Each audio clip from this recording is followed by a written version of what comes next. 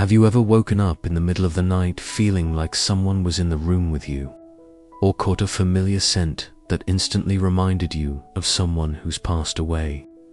These aren't just coincidences or your imagination playing tricks on you. Today, we're going to talk about 3 unmistakable signs that a deceased loved one is reaching out to you from the other side. If you're new here, welcome. This channel is all about exploring spirituality, connection, and the mysteries that science can't always explain. And if you've lost someone dear to you, I want you to know that what you're about to learn might bring you comfort by the end of this video. You'll understand the 3 most common ways that those who've crossed over communicate with us, why these experiences happen, and what you can do when you recognize these signs. If this resonates with you, feel free to like this video. It helps others who are searching for these answers find their way here to sign number 1. Sudden changes in your environment. The first sign is when you experience unexplained physical phenomena in your space. This might sound mysterious, but it's actually one of the most commonly reported experiences. You might notice lights flickering when you're thinking about your loved one, electronics turning on or off without explanation, the television changing channels on its own, or perhaps you find objects move to different places, photo frame that's suddenly turned toward you, or something of theirs appearing in an unexpected spot. Here's what's happening. Spiritually, those who've passed on exist in a different energetic frequency than we do. To make their presence known, they often manipulate electrical fields or physical objects because these require less energy than other forms of communication. Think of it like trying to get someone's attention from across a crowded room. Sometimes you wave. Sometimes you knock on something to create a sound. I've heard from people who found their loved one's favorite song playing on the radio at meaningful moments, or whose phones have mysteriously displayed photos of the deceased without anyone touching them. One woman shared that her late mother's music box, which hadn't worked in years, suddenly started playing on what would have been her mother's birthday. Now, I'm not saying every flickering light is a spiritual visit. Sometimes a flickering light is just faulty wiring. But when these occurrences happen repeatedly, during emotionally significant moments, or when you're actively thinking about the person, pay attention. The timing and context matter. Sign number 2. Vivid dreams or visitations. The second sign comes through your dreams. But these aren't ordinary dreams. These are what we call visitation dreams, and they feel completely different from regular dreaming. In a visitation dream, your loved one appears vibrant, healthy, and at peace. The dream has an unusual clarity. Colors are brighter, details are sharper, and when you wake up, you remember everything vividly. Most importantly, there's a feeling of peace and love that stays with you long after you've opened your eyes. Regular dreams fade quickly, but visitation dreams remain crystal clear even years later. Here's why this happens. When we sleep, our conscious mind, the part that's skeptical and analytical, takes a back seat. This creates an opening for spiritual communication. Our loved ones can connect with us more easily because we're not putting up mental barriers or questioning what we're experiencing during these dreams. Your loved one might communicate important messages. Sometimes they're reassuring you that they're okay. Sometimes they're offering guidance about a decision you're facing. And sometimes they simply want you to know they're still around, still loving you from wherever they are. What makes these different from dreams born from grief or longing? A visitation dream brings peace, not sadness. It feels like a genuine encounter, not a memory replay.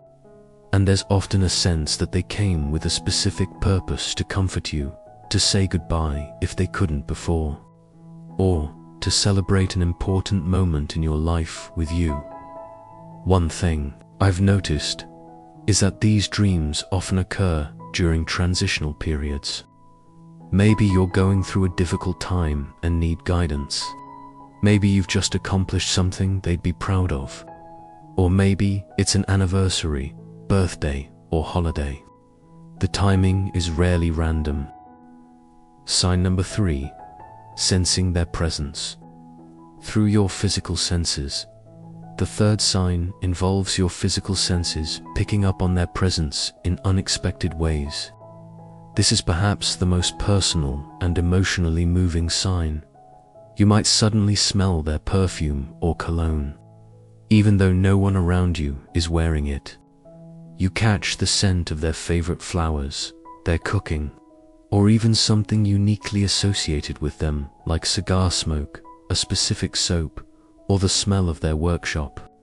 These scents appear out of nowhere, with no logical source, and they're unmistakable. Or you might feel them physically. A warm sensation washing over you. A gentle touch on your shoulder when no one's there. That feeling of being hugged when you're alone. Some people describe it as a tingling sensation or a shift in the air temperature around them. You might even hear them. Not necessarily a full voice, but perhaps hearing your name called in their distinct way of saying it. Or catching a few words of comfort right when you need them most. Some people hear their loved ones' laughter or a phrase they used to say often. Here's the spiritual explanation. Our loved ones want us to know they haven't disappeared. Love doesn't end when physical life does. The bond you shared creates a connection that transcends physical death. When they reach out through these sensory experiences, they're essentially saying, I'm still here. I still care. You're not alone. What I find beautiful about this sign is how personalized it is. Your grandmother might reach out through the smell of her apple pie. Your father through the sensation of his hand on your shoulder, the way he used to do when he was proud of you. Your best friend through their signature laugh.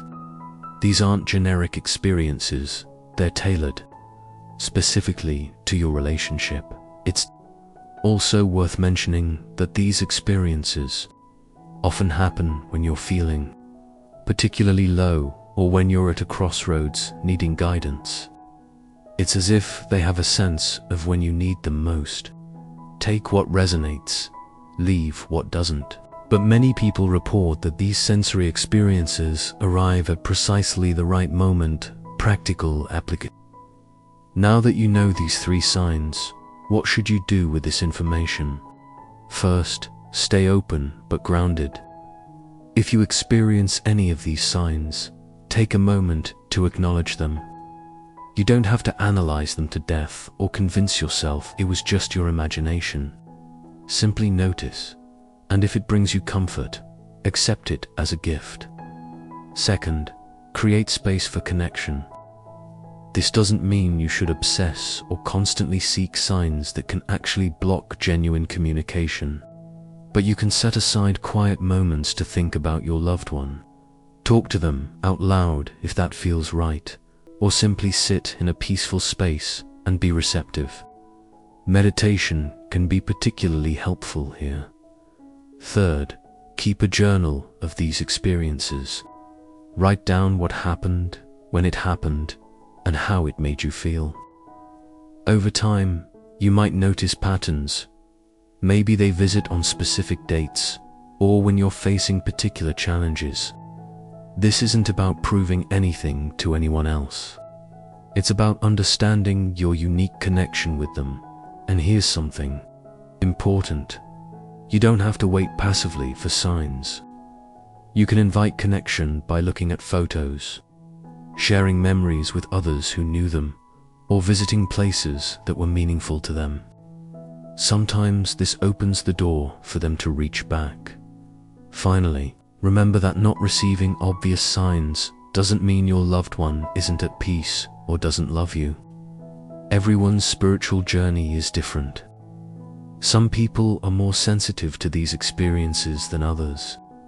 The absence of signs doesn't diminish your connection or their love for you. The 3 signs we've covered today: environmental changes, visitation dreams, and physical sensory experiences are bridges between worlds.